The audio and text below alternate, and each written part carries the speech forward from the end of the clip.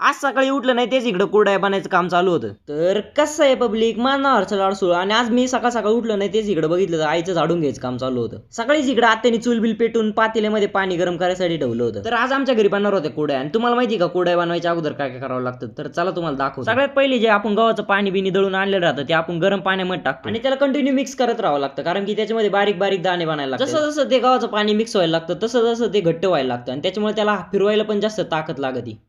आता चीक काटून झालेले आहे आणि आता कुरड्या काय करायचं होतं त्या आता कुरड्या घालायच्या आहेत. कुरड्या घालायच्या.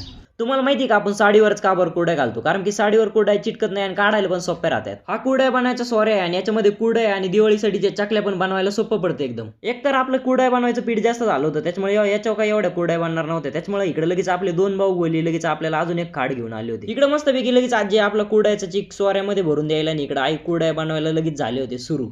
सगळ्यांना कामाला लावून मी मस्तपैकी आपला कुरड्याचा चिक घेतला होता खायला. कसा वाटला तुम्हाला हा ब्लॉग सांगायला नक्की विसरू नका. बाकी फॉलो करा 7 आपल्याच नावावर लवकर फॉलो करा. तर चला भेटूया उद्याच्या ब्लॉग मध्ये.